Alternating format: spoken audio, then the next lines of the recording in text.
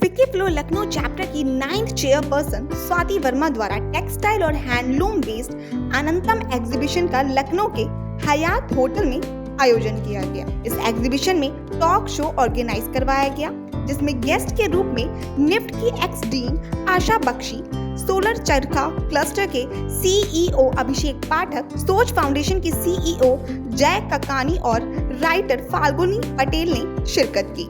वहीं इस इवेंट में बीबीडी और एमईटी के स्टूडेंट्स शामिल थे, जिनको quality control, sustainable technologies, Indian textile, नई टेक्नोलॉजी इन इंडियन टेक्सटाइल के बारे में जानकारी दी गई। इस एग्जीबिशन में लखनऊ के अलावा मुंबई, दिल्ली, नोएडा के लोग भी स्टॉल्स लगाए।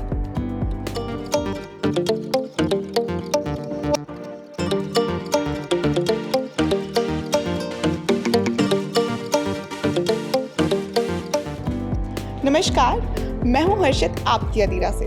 अब हमारे साथ हैं स्वाति वर्मा, जो कि 9th चेयरपर्सन है फिक्की फ्लो लखनऊ चैप्टर की। तो आइए इनसे बात करते हैं। मैम, आपने ये एग्जीबिशन ऑर्गेनाइज कराया जो कि टेक्सटाइल पर बेस्ड है, इसके पीछे का क्या रीज़न है?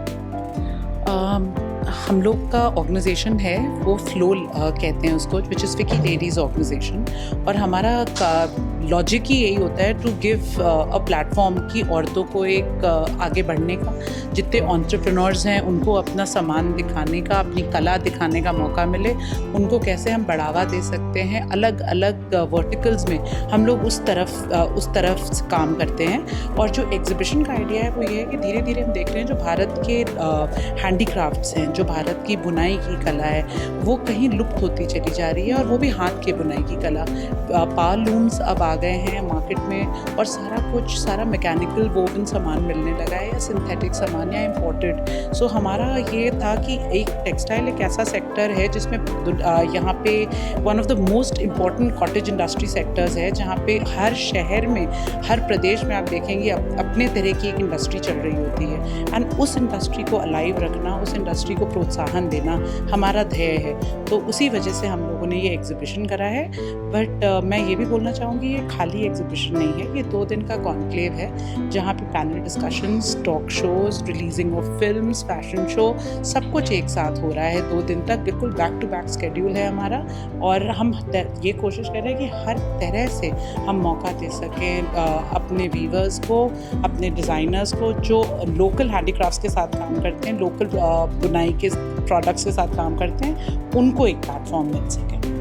Anantam, the 2023 Textile Conclave organized by Ficky Flow Lucknow chapter is a 2-day event which promises to be a treat for your eyes and senses.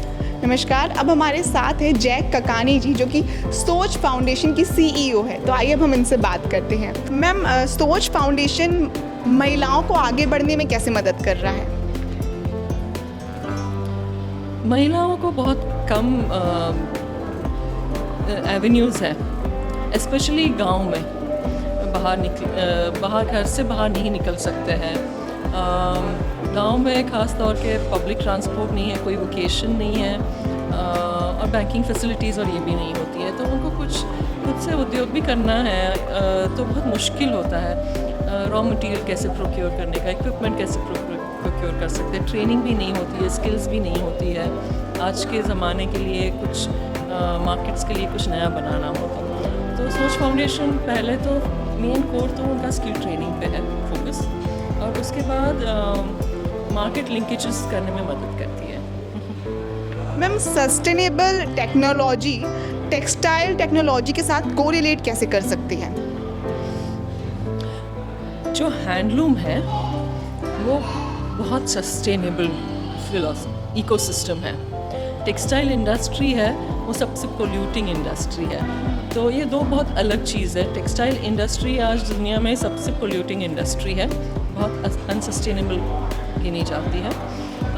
उनके प्रोसेस से प्रोडक्शन पूरा अनसस्टेनेबल। लेकिन अगर हम हैंडलूम या कोई भी क्राफ्ट सेक्टर को समझें तो ये बहुत ही सस्टेनेबल प्रोसेसेस है, क्योंकि एक तो लोकलाइज्ड है, सब नेचुरल एनवायरनमेंट से जो लोकली मिलता है उससे ही बनता है और वापस इकोसिस्टम में जा सकता है। प्लस कोई एक वोकेशन भी एक पूरे गांव को एक्चुअली लाइवलीहुड देता है। अगर आप एक एम्ब्रॉयडरी भी देखो तो उसके पीछे 5 और वोकेशन है, छपाई से लेके फाइनल प्रोडक्ट तक। और वीविंग में तो फार्मर से लेके कारपेंटर्स से लेके स्पिनर्स, डायर्स, वीवर्स, तो एक लाइवलीहुड के लिए भी बहुत ही सस्टेनेबल है and it can be work from home. तो टेक्सटाइल इंडस्ट्री उस हिसाब से बहुत it can take a new direction by looking at a more localised and less chemical intensive process. Thank you so much ma'am.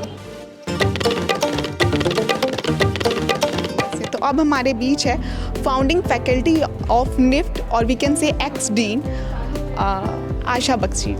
Ma'am, वैसे तो आप एक fashion designer हो, हम आपसे ये जानना चाहेंगे कि क्या क्वालिटीज़ होती हैं बेस्ट फैशन डिज़ाइनर बनने की। सबसे पहले डिज़ाइनर बनने के लिए मन में पैशन होना चाहिए, इंटरेस्ट होना चाहिए। जिस भी एरिया में फ़ैशन डिज़ाइन में हम कपड़ों की बात करते हैं, फ़ैशन की, एक्सेसरीज़ की,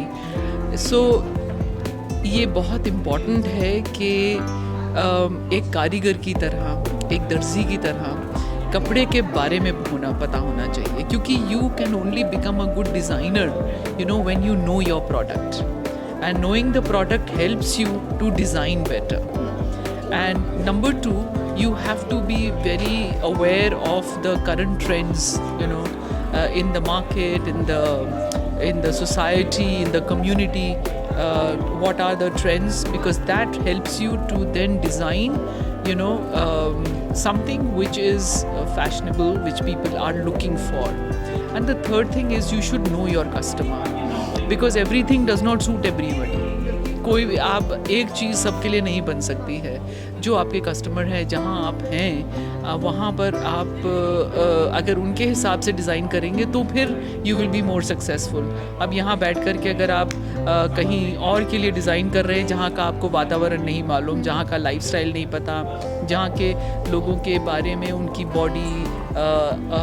बॉडी का स्ट्रक्चर क्या है, all these things have a huge influence on the way you wear clothes and how you look. So इसलिए फैशन डिज़ाइनर को बहुत कुछ चीज़ें देखनी पड़ती हैं सक्सेसफुल बनने के लिए। मैम, आपने कहा कि गुरुकुल जो लर्निंग सिस्टम था हमारा पहले, वो फिर से कहीं ना कहीं आना चाहिए, हमारे एजुकेशन सिस्टम में फिर से जुड़ना चाहिए। इसके पीछे का रीज़न क्या है?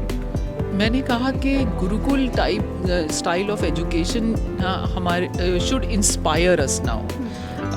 क्यों इंस्पायर करना चाहिए? क्योंकि गुरुकुल के अंदर लाइफ स्किल्स सिखाए जाते थे, गुरुकुल में लाइफ साइंसेस सिखाए जाते थे, वो हिस्ट्री, ज्योग्राफी, स्किल्स, रहना वहाँ पर सीखना, डे टू डे सीखना, सरवाइव करना, वो ये सब चीज़ें सिखाया करते थे।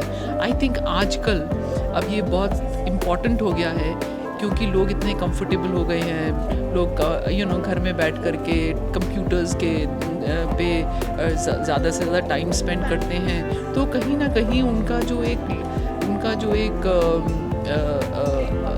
अंडरस्टैंडिंग या लिंक जो है about the realities of life, I think is disconnected.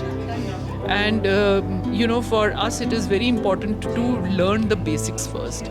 और गुरुकुल एजुकेशन के अंदर बेसिक्स सिखाए जाते थे, which also made people curious. It made inspired people मेहनत करना और कोई भी शिक्षा, कोई भी स्किल जो आप सीख रहे हो उसको इतने अच्छे से सीखना कि you are actually able to do justice to the skill that you are learning. क्योंकि अब क्या है, आजकल क्या है, बहुत कॉलेजेस हैं, बहुत डिग्रीज़ हैं, बहुत डिप्लोमास हैं, लेकिन जो स्टूडेंट्स निकल रहे हैं स्कूल्स और कॉलेजेस से, उनका स्किल लेवल जो है वो बहुत लो है, उनकी नॉलेज बहुत लो है। तो अगर हम ऐसे मीडियोक्रिटी के स्टूडेंट्स को लाएंगे तो इंडस्ट्री में भी मीडियोक्रिटी रहेगी।